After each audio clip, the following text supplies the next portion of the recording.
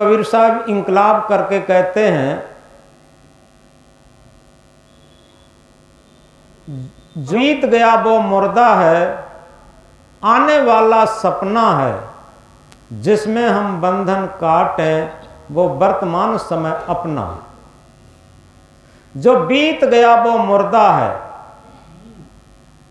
जो कल 2023 बीत चुका है वो मुर्दा। और कल जो कल्पना कर रहे थे अब 2024 आने वाला है, वो एक सपना है। और जिसमें हम बंधन काटें वो वर्तमान समय अपना है।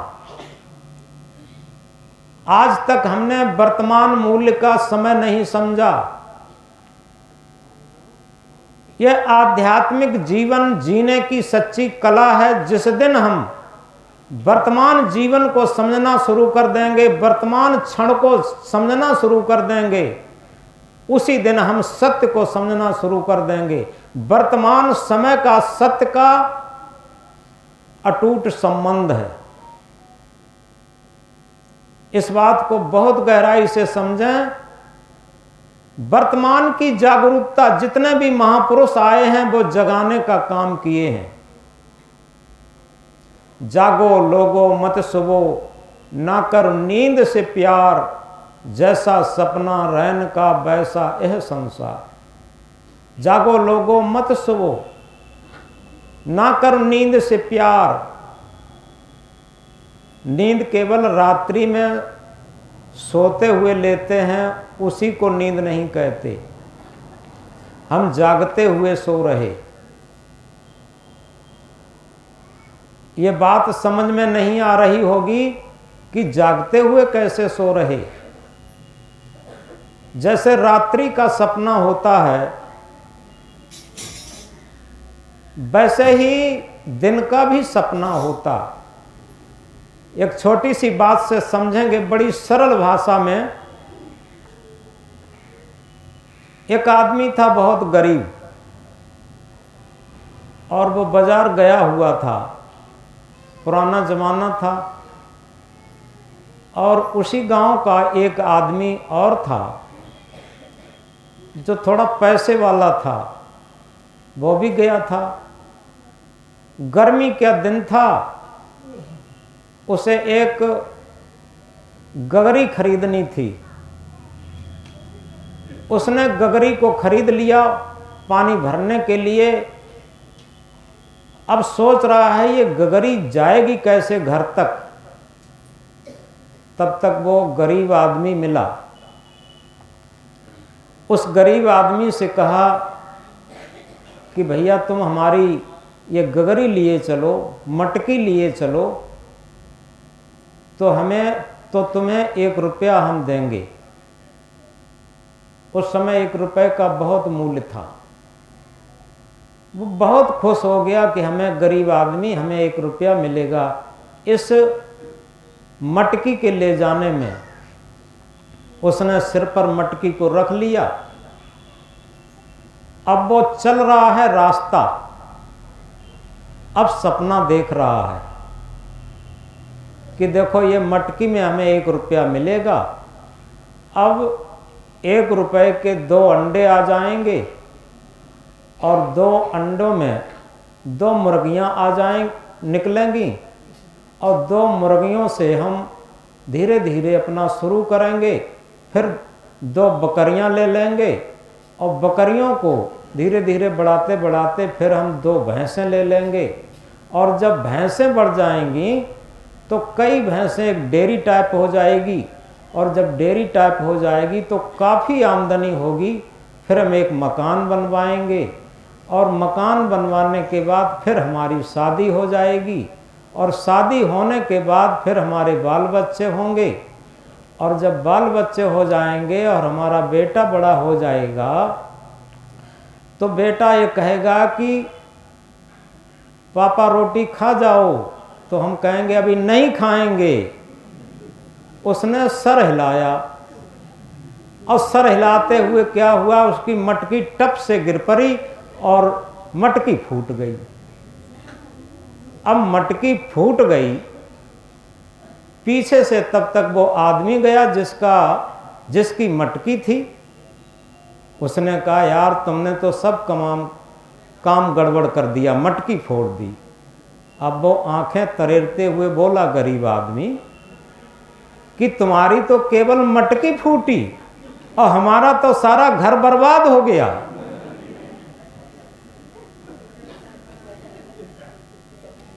अब वो जिसकी मटकी थी वो सोच रहा है कि अरे ये कहता क्या, इसका घर बर्बाद हो गया। तो उसने पूछा, तेरा घर बर्बाद कैसे हो गया? मटकी तो मेरी फूटी, तेरा घर बर्बाद कैसे हो गया? तब उसने शुरू से अपनी कथा सुनाई और वही सुनाई कि बाद में कि हम विचार कर रहे थे कि बाद में हमारी शादी हो जाएगी, बाद में बाल बच्चे होंगे और जब बच्चा बड़ा हो जाएगा तब वो कहेगा कि पापा खाना खा जाओ, तो हम सर हिला देंगे। हमने जैसे ही सर हिलाया तो मटकी गिर गई, तुम्हारी तो मटकी फूटी, लेकिन हमारा तो पूरा बना बनाया घर चला गया, बिखर गया।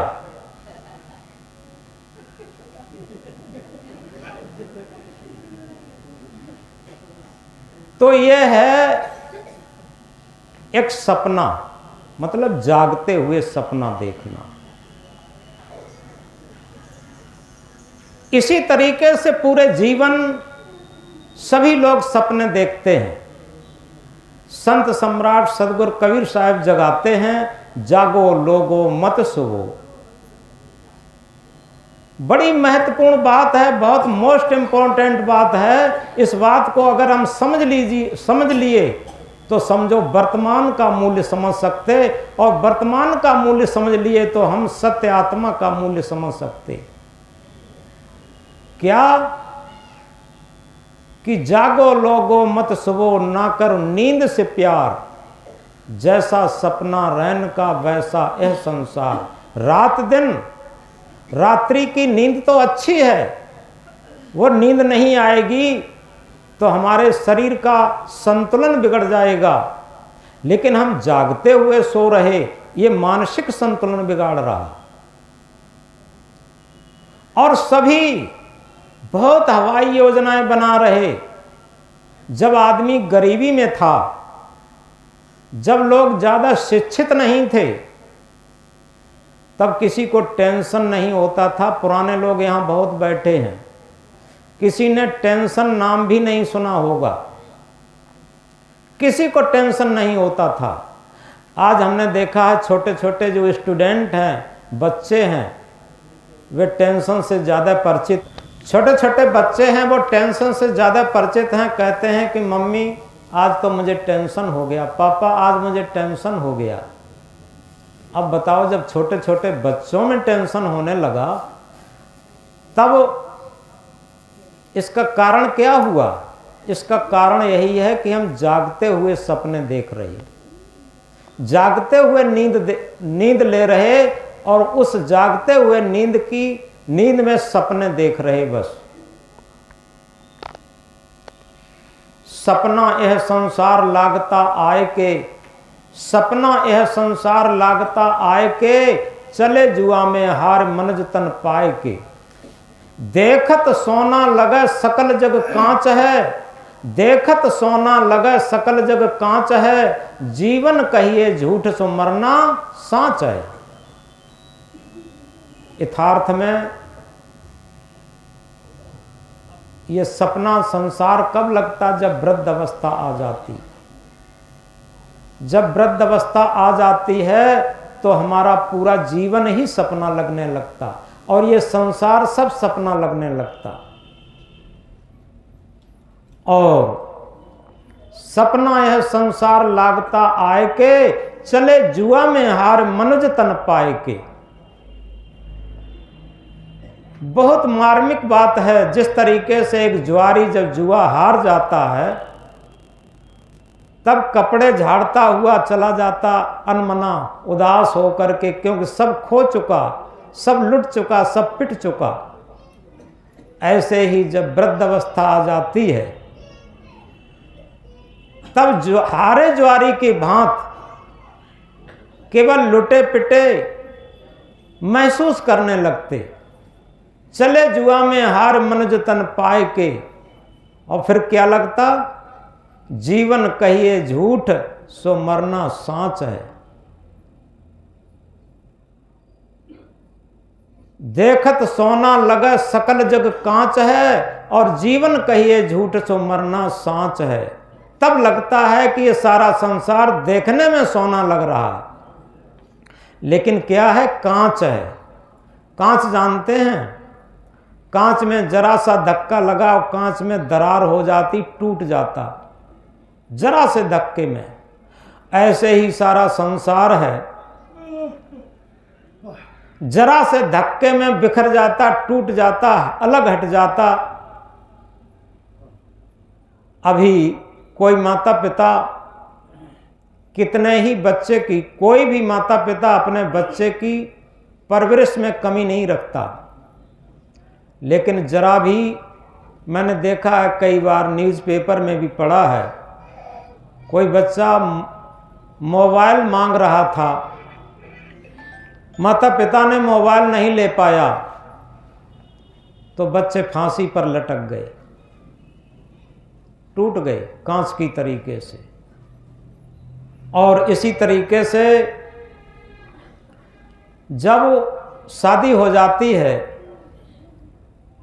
और शादी हो जाने के बाद माता पिता से तुरंत बच्चे बिखर जाते हैं, क्योंकि उनकी इच्छाएं बढ़ जाती हैं। वांट्स आर अनलिमिटेड, इच्छाएं असीमित होती, और जब इच्छाएं बढ़ जाती हैं, इच्छाएं पूर्ति नहीं होती, तो वो बिखर जाते, टूट जाते। जब तक उनकी आवश्यकताएं और इच्छाएं पूर्ति होती रहती तब तक तो मानते रहते। जब इच्छाएं और आवश्यकताएं पूर्ति नहीं हो पाती, उनकी मन की पूर्ति नहीं कर पाते, तब वे टूट जाते, बिखर जाते, न्यारे हो जाते, अलग हो जाते, दूर चले जाते। वैसे बड़े प्यारे लगते, सोना जैसा संसार लगता, छोटे छोटे बच्चे देखे कितने प्यारे लगते।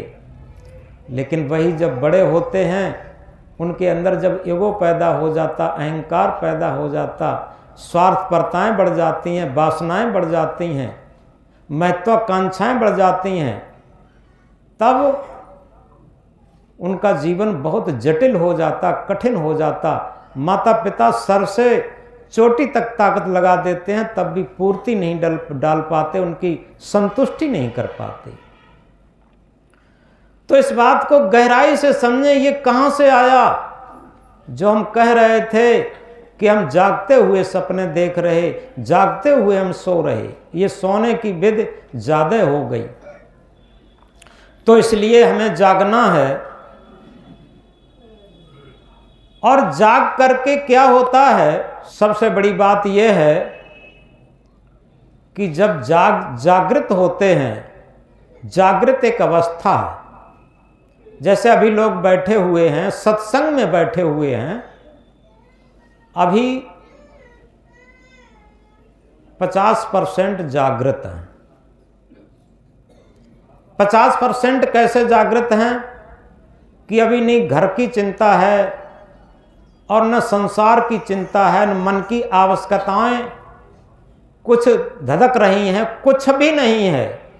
केवल यहाँ सत्संग में बैठे हैं और जो सत चर्चा हो रही है, सत चर्चा को सुन रहे हैं। सत चर्चा को सुनने से 50% जागृत हैं। और अगर हम सत्संग की स्थिति में हो, सत्य की स्थिति में हो, तो पूर्ण जागृत हो जाते। जैसे अगर अंग्रेजी के कोटेशन में कहें, happiness is purely subjective thing. आनंद एक व्यक्तिगत चीज है, प्रसन्नता एक व्यक्तिगत चीज है, शांति एक व्यक्तिगत चीज है, सत्य में स्थित एक व्यक्तिगत चीज है। हम जब व्यक्तिगत हो जाएं, अभी क्या है, अभी हम मन के साथ, इंद्रियों के साथ, शरीर के साथ और संसार के साथ जुड़े हैं। एक स्थिति वो आती है जब संसार से हटकर के, शरीर से हटकर के, इंद्रियों से हटकर के और मन के आयाम से हटकर के सत्य की स्थिति में जिस क्षण होते हैं उसे कहते हैं सत्संग की स्थिति, सत्य के संग की स्थिति। और जब सत्य के संग की स्थिति आती है तब हम पूर्ण जागृत अवस्था में होते हैं। इस बात को गहराई से समझें। और जिस क्षण हम जागृत अवस्था में होते हैं उस वही क्षण हमारे जीवन जीने की सच्ची कला होती। सबके अंदर कुछ न कुछ कला होती। यहां पर जितने भी लोग बैठे हैं, कौन कौन सी कला में होशियार हैं जानते हैं। कोई रोटी बनाने में होशियार हैं, कोई व्यंजन बनाने में होशियार हैं, कोई कपड़े बनाने में होशियार हैं, कोई बर्तन मांजने में होशियार हैं, कोई डिप्लोमा, अच्छे डिप्लोमा प्राप्त करने में होशियार हैं, और कोई मकान महल बनाने में होशियार हैं। पता नहीं किस किस में होशियार हैं इतने लोग बैठे। लेकिन कभी विचार करके देखा, सारी कलाओं के होते हुए क्या जीवन जीने में भी होशियार हैं? क्या जीवन जीने की कला भी हम जानते हैं? हम डॉक्टरी जानते हैं, मास्टरी जानते हैं, वकालत जानते हैं, सारी कलाएं जानते हैं, क्या नहीं जानते? लेकिन क्या जीवन जीने की कला भी जानते हैं हम? जीवन जीने में भी होशियार हैं। मन की लंपटता में, इंद्रियों की लंपटता में, मन की लोलुपता में तो होशियार हो सकते हैं। लेकिन उसके लिए सदगुरु क्या कहते हैं? चतुराई चौपट करे, चतुराई चौपट करे, ज्ञानी गोता खाए, सीधा सादा सरल जीवन ताय स्वरूप स्थित दर्शाए, ताय सत्य स्थित दर्शाए, ताय आत्म पद दर्शाए। याद रखें, वहां बनावट मिलावट दिखावट नहीं चलेगी।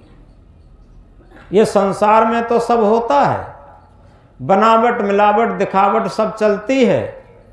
लेकिन जिस सत्य के लिए, जिस तथ्य के लिए, जिस जागृति के लिए, जिस जीवन जीने की कला के लिए, जिस सत्संग के लिए, जिस आत्म परमात्मा की स्थिति के लिए बात चल रही है, वहां पर बनावट मिलावट दिखावट काम नहीं करती, वहां सहज जीवन काम करता। जितनी हमारी अंदर सहजता आती जाए, जिसने पाई सहज जीवन की झलक, जिसने पाई सहज जीवन की झलक, उसकी मिट गई सकल संसार पाने की ललक।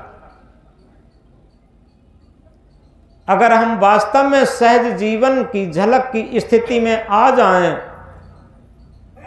तो हमारा मन जो बेतहाशा दौड़ रहा है, आकांक्षाओं में, वासनाओं में, महत्वाकांक्षाओं में, वो दौड़ना बंद कर देगा और उसके अंदर बहुत बड़ी शक्ति आएगी।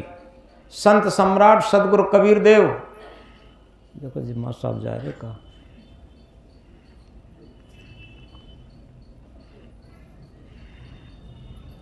संत सम्राट सदगुरु कबीर देव क्या कहते हैं? दौड़त दौड़त दौड़िया, जहां तक मन की दौड़, दौड़ थकी मन थिर भया, बस्त ठौर की ठौर।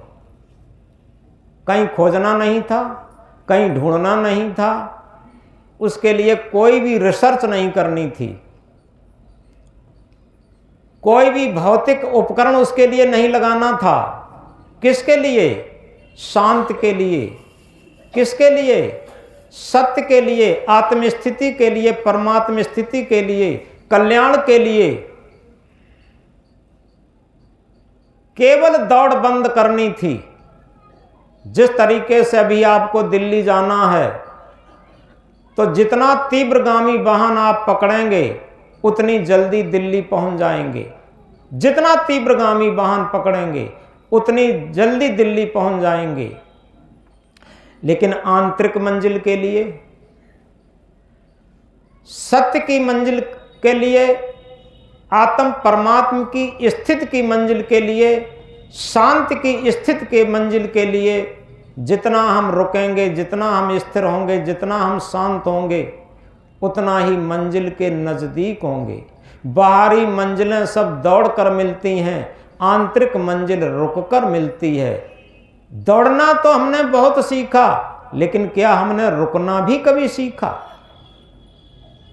जिस दिन हम रुकना सीखना शुरू कर देंगे, रुकना नहीं जानते। रुकना उसी दिन आता है जब हमें कोई प्रतिकूलता की ठोकर लगती है। इस बात को और गहराई से समझें। हम जिस प्रतिकूलता से घबराते हैं और जिस अनुकूलता के लिए लालायत रहते हैं, आध्यात्म क्षेत्र बिल्कुल उल्टा है, भक्ति का क्षेत्र बिल्कुल उल्टा है, शांति का क्षेत्र बिल्कुल उल्टा है। सारी मंजिलें बहिर्मुखी हैं, आंतरिक मंजिल अंतर्मुखी है, और अंतर्मुखी होने के लिए हमारा मन जितना अनुकूलता के लोलुपता में पड़ा रहता, उतना ही उसके अंदर राग की स्थिति होती जो हमें सत्य से भटकाता। और जितना ही कभी कभी आपने देखा होगा, जिसको देखे बिना हमें चैन नहीं पड़ता, रात दिन उसे देख लेते हैं तो चैन पड़ जाता। ये क्या है? ये मोह और आसक्ति, राग जिसे कहते हैं। लेकिन उसकी तरफ से जब प्रतिकूलता आ जाती, कभी पता लगे उसकी तरफ से जब प्रतिकूलता आ जाती, तब उसके देखने में परेशानी हो जाती। पहले क्या था?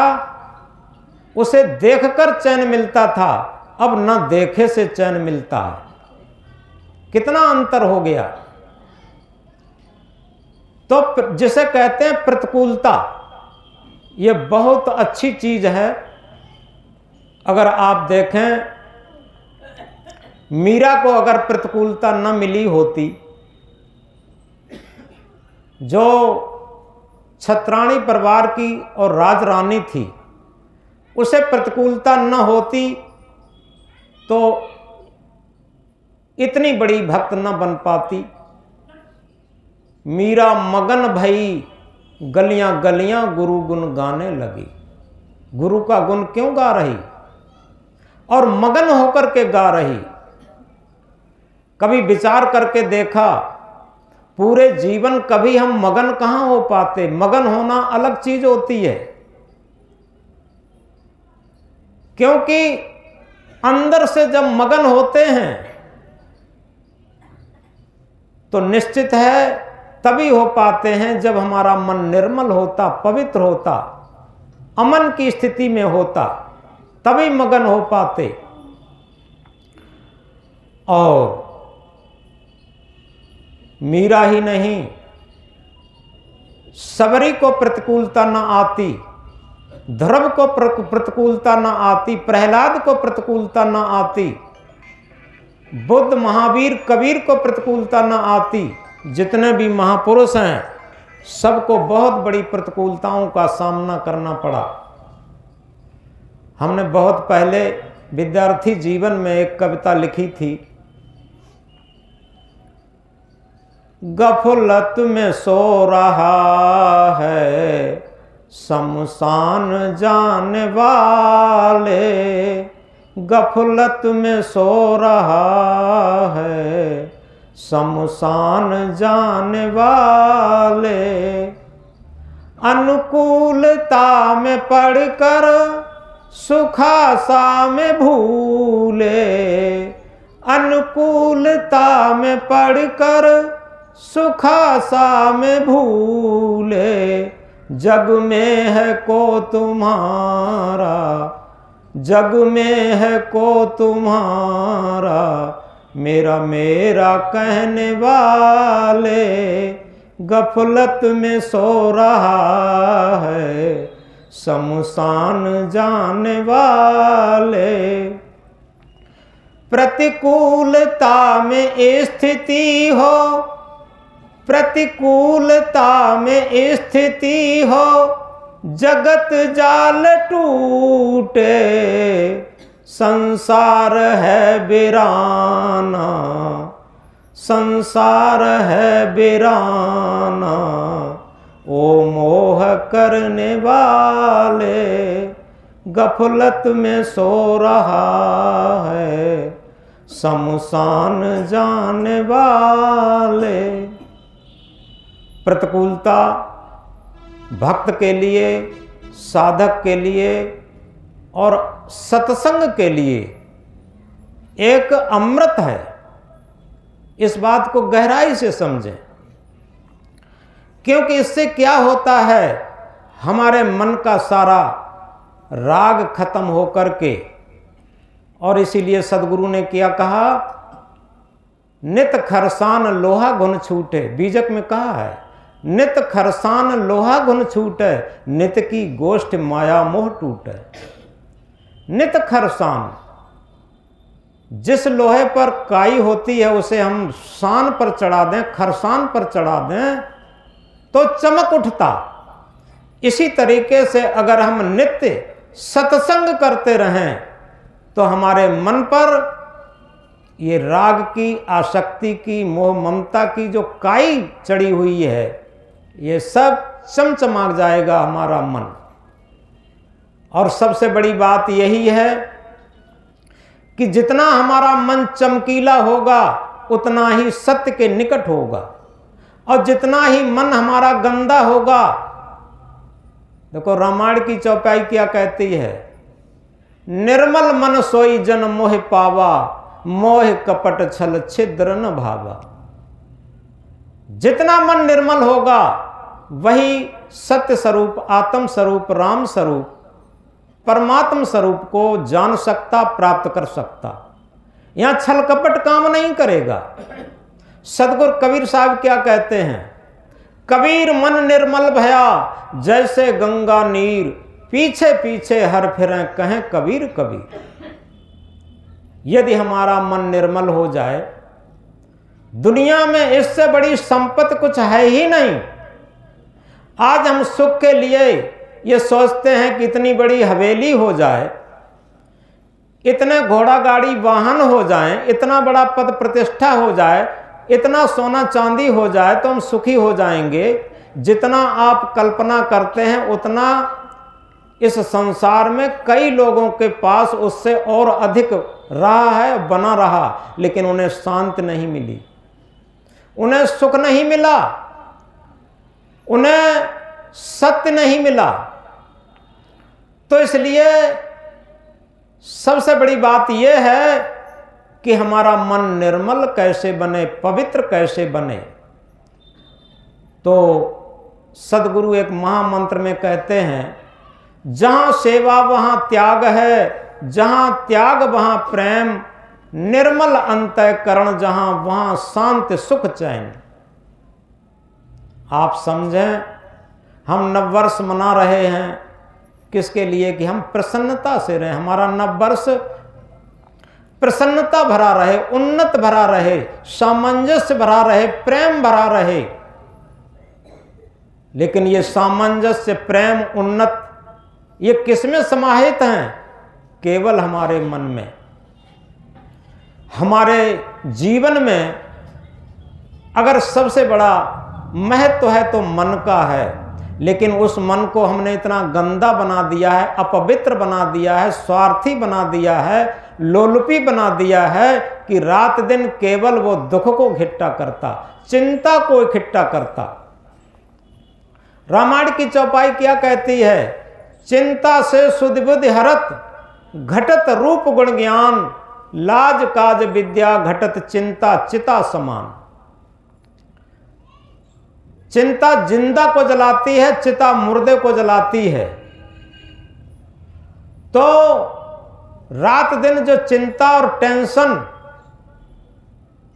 ये कहां से आते? गंदे मन से, स्वार्थी मन से, लोलुपी मन से। याद रखें, क्योंकि तृष्णा है कि डाकनी की जीवन को काल, और निस्दिन चाहे जीवन करत बेहाल। हविस की हविस इंसान को हैवान बना देती है, हविस की हविस इंसान को हैवान बना देती है, हविस की चोट इंसान को इंसान बना देती है। अगर हविस से बचें जीवन भर तो इंसान को भगवान बना देती है। इस मन की हविस में पड़ करके आदमी अपने जीवन की बेहाल अवस्था में पहुंच जाता। लेकिन होता यह है कि समझाने से कोई समझना भी नहीं चाहता। सब जानते हैं, ऐसा कोई भी नहीं है जो बातें हम कह रहे हैं वो बातें वो न जानते हो। हम कोई बहुत बड़ी बातें नहीं कह रहे, हम वही बातें कह रहे हैं जो आप जानते हैं। लेकिन अंतर इतना होता है जैसे एक गोली राइफल की बैरल से निकल के जाती है और एक गोली मैगनीज में से निकाल के मार दी जाती है। आप समझ सकते हैं प्रभाव किसका होता है। हम केवल अपने आचरणों में वो चीजें उतारने नहीं जानते हैं, हम जानते तो हैं, अपने आचरणों में नहीं उतारना चाहते। और इसलिए क्या कहा, गलती करे और न जाने उसे शैतान कहते हैं। छोटा बच्चा होता ना, गलती करता है लेकिन वो जानता भी नहीं, इसलिए उसे क्या कहते हैं, शैतान।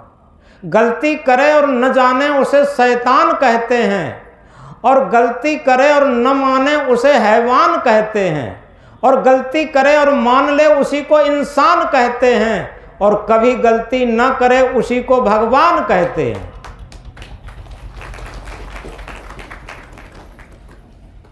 तो इस तरीके से ये नववर्ष आज हम संकल्प दिवस के रूप में मनाना चाहते हैं। इस बात को गहराई से समझें, ये केवल खीर पूड़ी खाने के लिए नहीं है। हम मानव हैं, थोड़ा जागृत हों और संकल्प लें। संकल्प हो हमारा, इंसान हम बनेंगे।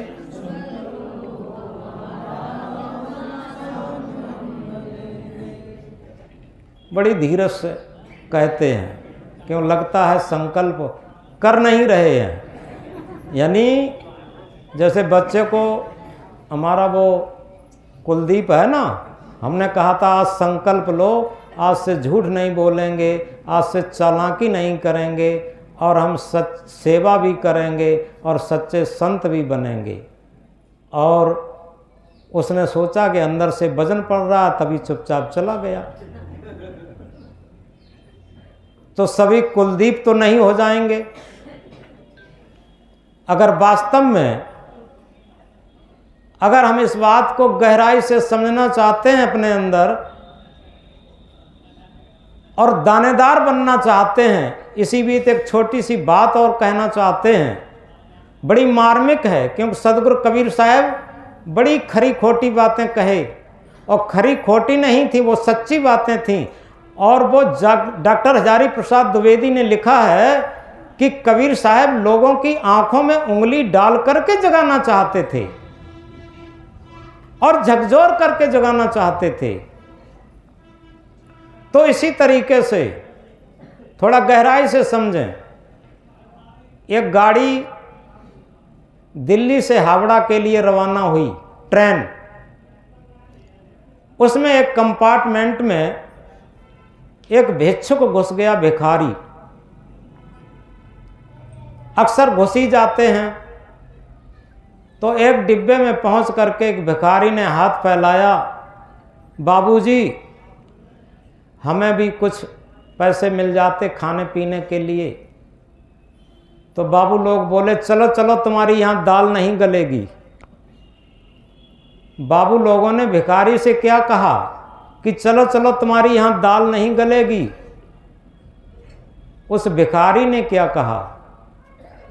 भिखारी ने कहा, बाबूजी दाल तो गल जाती अगर पानी अच्छा होता। थोड़ा गहराई से समझें।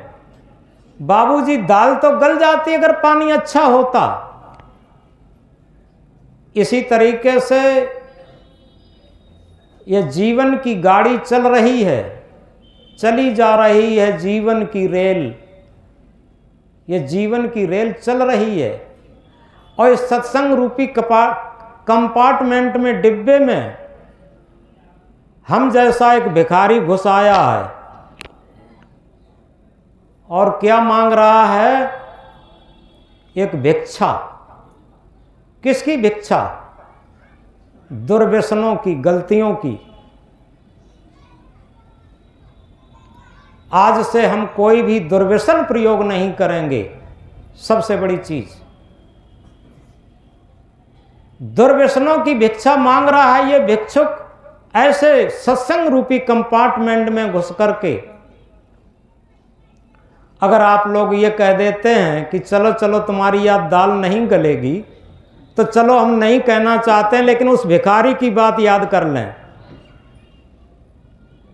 सबसे बड़ी चीज ये है कि ये नववर्ष जो है एक संकल्प दिवस के रूप में मनाएं। चलो हम कह रहे थे संकल्प हो हमारा इंसान हम बनेंगे।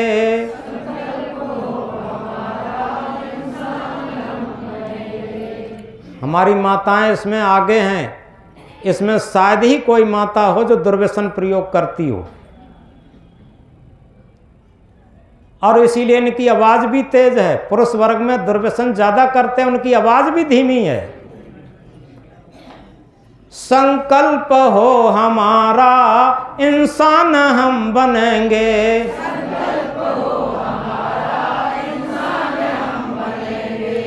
इंसान बन गए तो भगवान भी बनेंगे।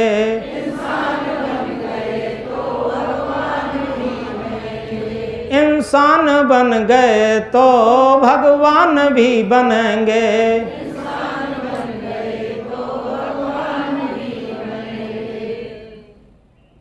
अब लोगों के मन में फिर एक संदेह पैदा हो गया होगा, डाउट, एक प्रश्न। इंसान तो बन सकते हैं लेकिन भगवान कैसे बन जाएंगे? सच बात यह है कि इंसान ही भगवान बना जब बना तब। जिन्हें हम राम कहते हैं, जिन्हें हम कृष्ण कहते हैं, जिन्हें हम महावीर कहते हैं, जिन्हें हम ईसा मसीह कहते हैं। ईसा मसीह का देखा, गरीबों को चुपचाप मदद कराते थे रात में, समझे ना।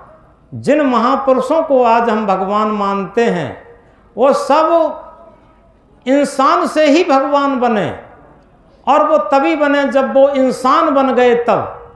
और जब तक हम इंसान न बन पाए तब तक।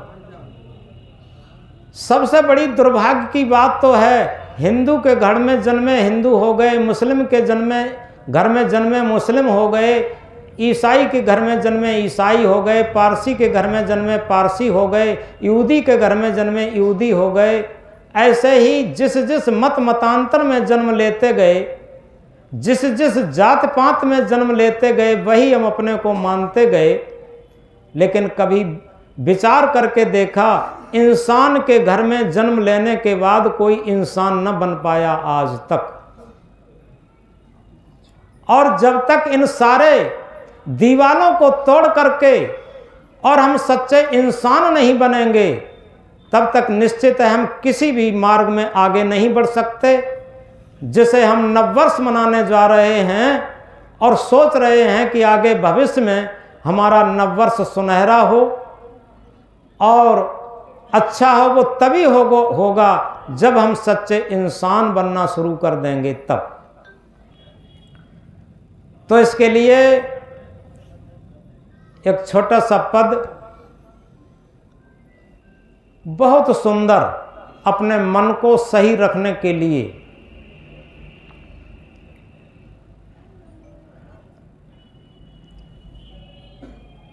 कि किस तरीके से हमारा मन ये वासनाओं की लदनियां लाद रहा है। भूले मन समझ के लाद लदनियां, भूले मन समझ के लाद,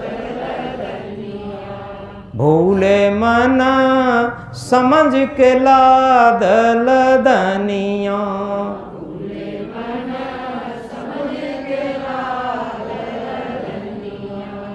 थोड़ा लाद बहुत मत लादे, थोड़ा लाद थोड़ा लाद बहुत मत लादे, मत लादे। टूट जाए गर्दनिया, भूले मन समझ के लाद लदनिया।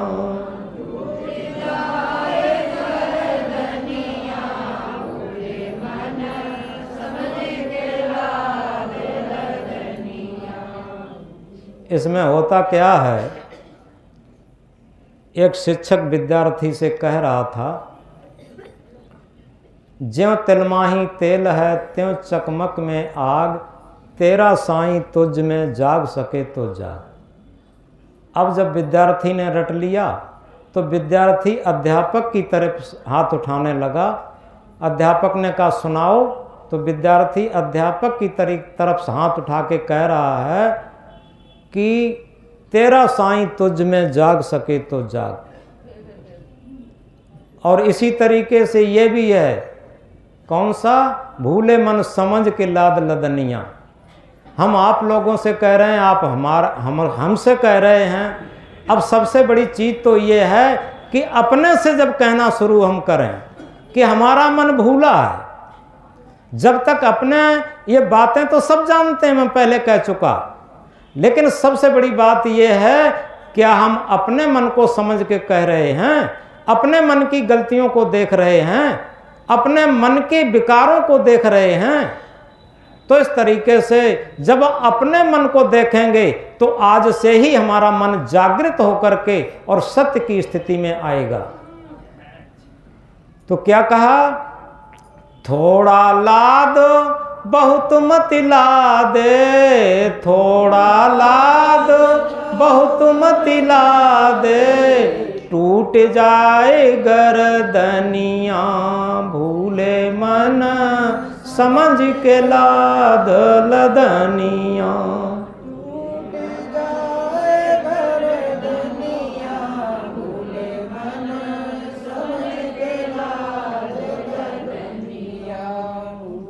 मन समझ के लाद लदनिया।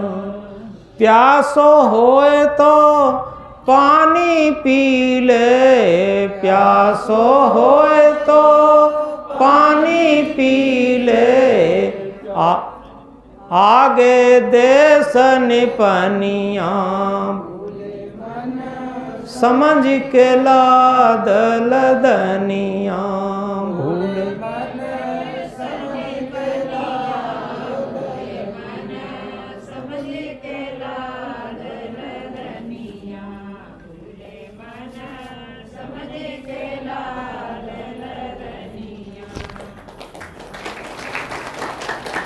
कहत कबीर सुनो भई साधो, कहत कबीर सुनो भई साधो।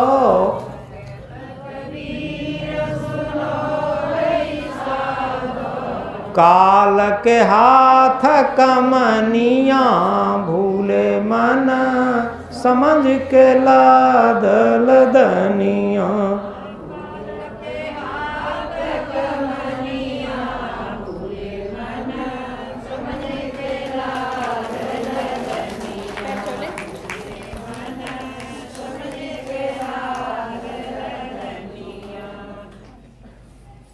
अब अगर इस भजन को अपने मन के ऊपर तौलें तो हम समझ सकते हैं कि अपनों मन को हमने कितना बोझिल बना लिया, कितना वजन लाद लिया। दुनिया को लगता है हम ही चलाते। एक सबसे बड़ा अहंकार होता है कि जीवन भर ये कहते रहते कि हमने ये किया, हमने ये किया, हम ना होते तो ऐसा ना होता, हम ना होते तो ऐसा ना होता। ये सबसे बड़ा अहंकार और सबसे बड़ा बंधन है। इस बात को समझें। चाहे हम गृहस्थी में हैं, चाहे हम विरक्ति में हैं, जहाँ भी हैं, ये समझें कि हम जितना बड़ा पद है उतने ही बड़े हम सेवक हैं। और जितने भी परिवार में सदस्य हैं, सबका अपना अपना नसीब, अपना अपना भाग्य होता। कोई भी मालिक ये घमंड न करे कि हम ही परिवार को चलाते हैं। इस बात को और गहराई से समझें। सारी लड़ाइयों की जड़ यही होती है कि सबको ये अहंकार रहता है कि हम न करें तो ये नहीं होगा। ऐसा कुछ नहीं, ये प्रकृति का विधान है। बड़े बड़े नेताओं को देख लीजिए, बड़े बड़े महापुरुषों को देख लीजिए। यहाँ बड़े बड़े राजे महाराजे आए, आज वो नहीं हैं। आज भी सारा देश, सारा विश्व चल रहा है। बड़े बड़े मंत्री संतरी, राजा महाराजा और ये सब राष्ट्रपति प्रधानमंत्री आए और सब एक एक करके चले जा रहे हैं। लेकिन फिर भी सब देश, सब राज्य और सारा विश्व चल रहा है। ऐसे ही सब चलता रहेगा।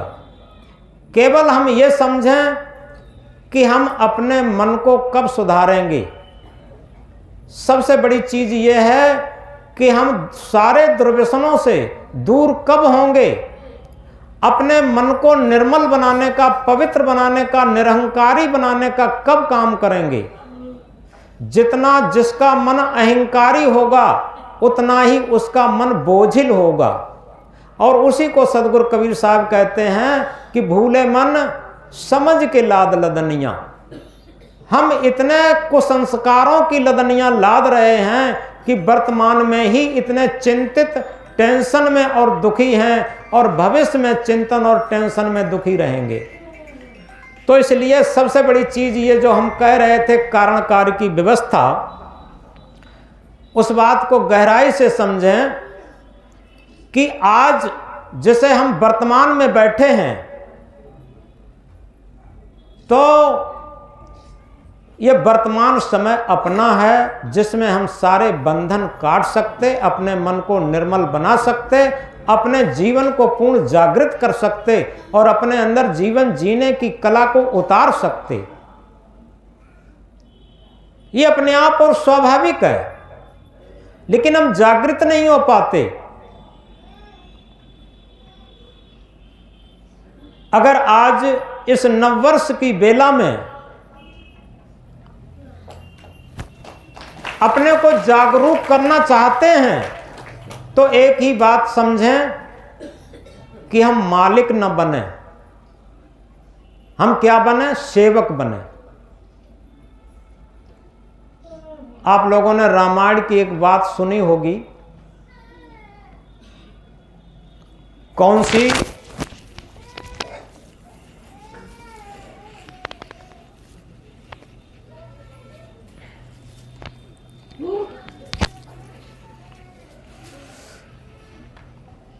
कि जब राम लंका पर विजय प्राप्त करके अयोध्या में आ गए थे और राजगद्दी ग्रहण करने को थे, तो सबसे पहले हनुमान से कहा कि भाई हनुमान, सीता को लाने में तुम्हारा सबसे बड़ा योगदान है और रावण को मारने में सबसे बड़ा तुम्हारा योगदान है। तो सबसे पहले तुम अपना पद कोई नियुक्त कर लो, तुम्हें सबसे पहले पद हम देते। तो हनुमान ने क्या कहा था कि नहीं प्रभु, हम कोई भी पद नहीं लेंगे। राम ने क्या कहा कि अगर तुम पद नहीं लोगे तो हम राजगद्दी नहीं लेंगे। तो हनुमान खड़े हो जाते हैं, अगर आप देना चाहते हो, देना ही चाहते हो, तो हमें 2 पद चाहिए, 1 पद नहीं चाहिए। तो राम ने कहा कि 2 पद ले लो, कौन से तुम पद लोगे? तो हनुमान उठते हैं और चल कर के राम के दोनों पैरों पर अपना एक एक हाथ रख देते हैं और कहते हैं ये दोनों पद मुझे चाहिए। इसी तरीके से हम याद रखें, हमारे जीवन के दो पद हैं। राम कौन है? जो घट घट रमैया राम है, ये राम है। और इन राम के दो पद हैं, भौतिक और आध्यात्म। इस बात को गहराई से समझो। और हनुमान कौन है? जिसने अपने मान को हन दिया हो, ऐसा मन, ये मन ही हनुमान है। और इसने जब ये सच्चा राम का भक्त होता है, घट घट रमैया राम का भक्त बनता है, तो अहंकार रूपी रावण को ये मार करके और सत्य रूपी सीता को लाने में इस हनुमान का सबसे बड़ा योगदान रहता। इस बात को गहराई से समझें। अगर जिसके मन का अहंकार दमन हो जाए, मर जाए, वो हनुमान। और वो दो पद चाहता है, कौन से? भौतिक पद और आध्यात्म पद। ये आत्मा की भक्ति। क्योंकि आत्म आवाज पर जिसका मन काम करने लगा, वो सच्चा राम का भक्त हो गया और वो सच्चा हनुमान हो गया। घट घट रमैया राम जो है, घट घट में रमने वाला। क्योंकि जिस हर घट में रमने वाले राम और उसकी स्थिति को, जो उसकी स्थिति है सत्य स्थिति, और मन ही उससे जोड़ता है और मन ही उससे तोड़ता है। अगर ये मन संसार में जुड़ गया तो उस सत्य से दूर चला जाता, और संसार से जब हट जाता तो ये अपने सत्य आत्म रूपी राम से जुड़ जाता, आत्मा राम से जुड़ जाता। तो इसलिए सबसे बड़ी चीज ये है, इस बात को आज हम इस नववर्ष पर संकल्प दिवस के रूप में जो मना रहे हैं, उसमें ये समझें कि हम अपने मन को किस तरीके से रखें, अपनी आत्मा की आवाज़ पर रखें। हमारी आत्मा की आवाज़ पर ये मन रूपी हनुमान अगर चलने लगा तो क्या होगा? अहंकार रूपी रावण मर जाएगा और सत्य रूपी सीता की खोज हो जाएगी। याद रखें, सत्य कहीं बाहर नहीं है, सत्य हमारे अंदर ही है। तो इसलिए आज का सत्संग हमारे जीवन को जागृत करके और हमारे जो मन की दुर्व्यसन है उन्हें हटा करके और सत्य की स्थिति में लाने का प्रयास किया जा रहा। और सभी लोग अपने अपने अंदर आत्मिक संकल्प लें, विवेक पूर्वक संकल्प लें कि हम कोई भी दुर्व्यसन प्रयोग नहीं करेंगे। दूसरी बात, अपने अंदर इस बात का अहंकार नहीं रखेंगे कि हम बहुत बड़े घर के मालिक हैं। यह अहंकार ही सारी टूटन फूटन पैदा करता। केवल इस बात को गहराई से समझें, जो जितना बड़ा मालिक है वो उतना ही बड़ा उस घर का सेवक है। अमेरिका का राष्ट्रपति जो अब्राहम लिंकन, जो लकड़हारे का बेटा था, और अमेरिका का राष्ट्रपति जब पहली बार बना तो सबसे पहले अपने गांव में गया और एक बूढ़ी माँ के पैर चरण स्पर्श किए तो माँ ने आशीर्वाद दिया और कहा कि बेटा, मैंने सुना तू पूरे देश का सबसे बड़ा अधिकारी बन गया। अब्राहम लिंकन ने क्या कहा? नहीं माँ, हम कोई अधिकारी वधिकारी नहीं बन गए, हम देश के सबसे बड़े सेवक बन गए। आज इस संकल्प लें, हम अपने अंदर ये अहंकार न रखें। इन छोटे छोटे बच्चों में बड़ी असीम शक्तियां हैं। इन्हीं में से ध्रुव, इन्हीं में से प्रहलाद, इन्हीं में से डॉक्टर, इन्हीं में से इंजीनियर, इन्हीं में से वकील, और इन्हीं में से राष्ट्रपति, प्रधानमंत्री, मंत्री, सब इन्हीं में से तो निकलते हैं।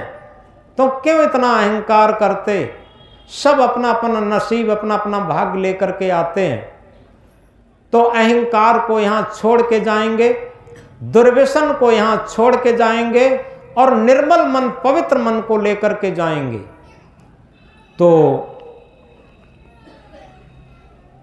हम कह रहे थे एक महामंत्र जो बहुत महत्वपूर्ण है, इस मंत्र के ऊपर ही ये पूरा सत्संग था। कबीर कमाई आपने निष्फल कभू न जाए, बोया पेड़ बबूल का आम कहाँ ते खाए।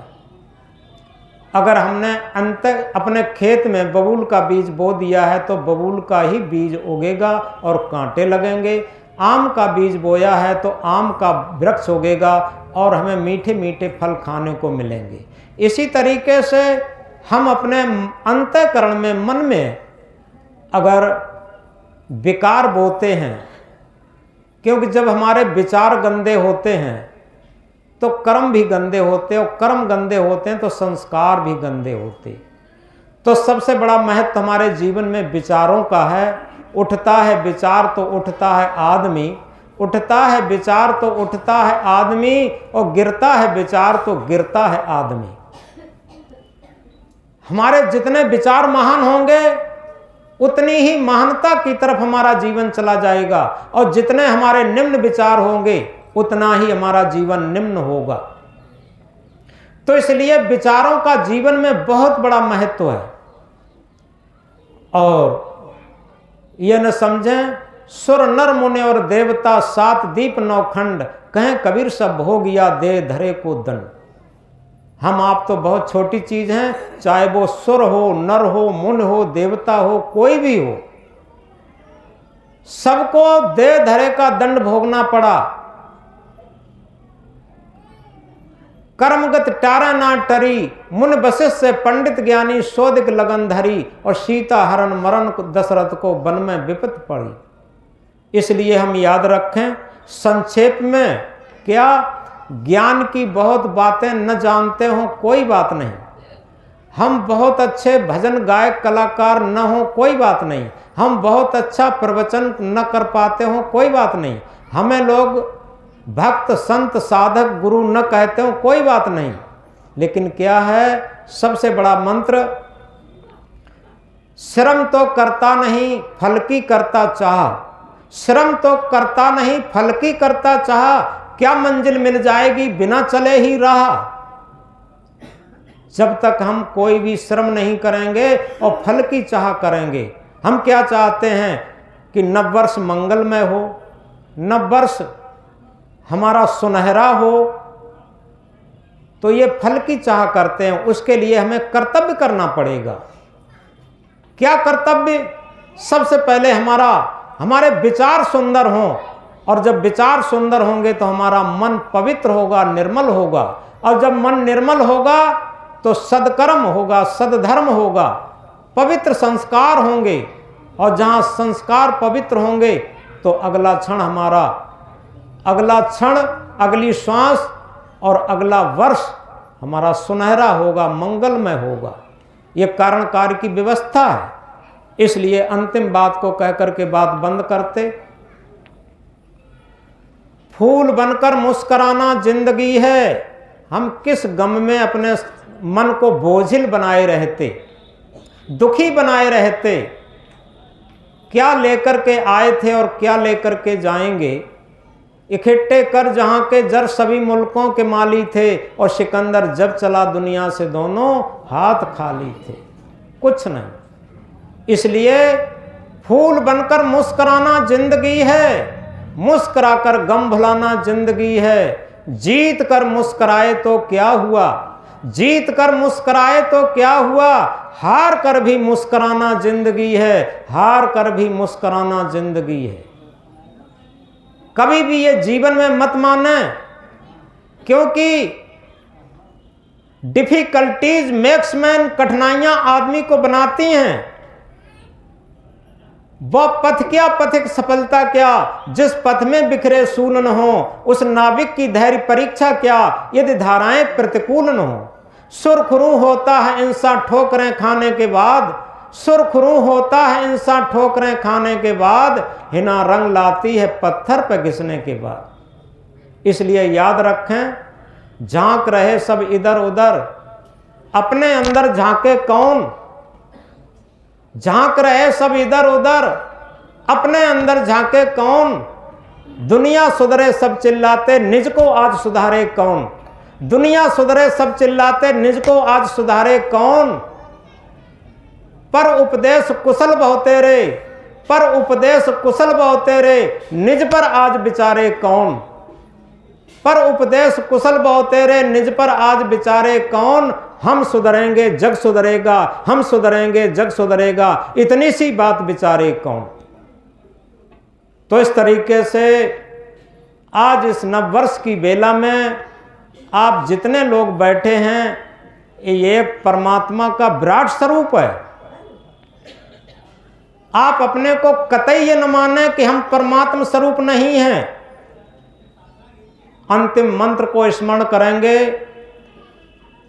अहम शुद्ध चैतन्य ज्ञान स्वरूपम, अजरहम अमरहम अखंडम अनुपम, अहम शुद्ध चैतन्य ज्ञान स्वरूपम, अजरहम अमरहम अखंडम अनुपम। देखो, सबसे बड़ी बात बता दें, देह को मैं मानना सबसे बड़ा ये पाप है। देह को मैं मानना सबसे बड़ा ये पाप है। सब पाप इसके पुत्र हैं, सब पाप का ये बाप है। जब तक हम शरीर को जीवन मानते रहते, ये मानते मैं हूं, तब तक सारे पापों का केंद्र हम बने रहते, याद रखना। और जिस दिन हम मान लेते हैं कि हम शुद्ध चेतन हैं, ज्ञान स्वरूप हैं, अजर अमर अखंड अविनाशी हैं, ये शरीर तो 5 तत्वों का है, प्रकृति का है, हड्डी मांस का पुतला है, ये हमारे रहने का एक मकान मात्र है। जिस तरीके से हम किसी मकान में रहते हैं तो क्या कहते हैं, ये मकान मेरा है। आज तक कोई नहीं कहा कि हम मकान हैं, बताओ, कोई ये नहीं कहता कि हम मकान हैं। क्या कहते हैं, ये मेरा मकान है। मेरा मकान, मेरी कोट, मेरी पैंट, मेरी शर्ट, ये हमसे हमेशा अलग रहते। इसी तरीके से ये मेरा हाथ है, ये मेरा पैर है, ये मेरा सिर है, ये शरीर मेरा है, हम शरीर नहीं है। याद रखें ये अंतिम बात कि शरीर को मैं मानना सबसे बड़ा ये पाप है, और सब पाप इसके पुत्र हैं, सब पाप का ये बाप है। जब तक जो शरीर का लोलुपी, मन का लोलुपी, इंद्रियों का लोलुपी स्वार्थी है, तब तक सारे पापों का केंद्र बिंदु बना रहता, कुछ संस्कारों का केंद्र बिंदु बना रहता। और जिस दिन हम अपने को ये जानना शुरू कर देते, ये मानना शुरू कर देते कि अहम शुद्ध चेतन ज्ञान स्वरूपम, अजर हम अमर हम अखंडम अनुपम, हम जागना शुरू कर देते। जिस दिन ये जानना शुरू कर देते हैं, उसी दिन से हम जागना शुरू कर देते हैं कि हम शुद्ध चेतन हैं, ज्ञान स्वरूप हैं, अजर अमर अखंड अविनाशी हैं। इस शरीर के अंदर जो ड्राइविंग सत्ता है, सत्य सत्ता है, आत्मा है, वही हम हैं। तो इस विवेक की, इस विचार की बात को, इस सत्संग की बात को हम धारण करें। धारण करें तो धर्म है, नहीं तो थोथी बात। धारण करे तो धर्म है, नहीं तो थोथी बात। सूरज हो गए तो दिवस है, नहीं तो काली रात। अगर हमने धारण कर लिया तो धर्म हो गया, अन्यथा झूठी बात। जिस तरीके से सूरज उदय हो गया तो दिन हो जाएगा, अन्यथा काली रात रहेगी। इसलिए जो बातें कही हैं उन्हें हम धारण करें, क्योंकि कहा है action speak ladder than words, कर्मों की धुन शब्दों से ऊंची होती है। Character is the transcription knowledge into action, ज्ञान का क्रिया में बदलना ही आचरण है। सदगुरु कबीर साहब ने कहा है, करनी करे सो पूत हमारो, कथनी कथे सो नाती, रहनी रहे सो गुरु हमारो, हम रहनी के साथी।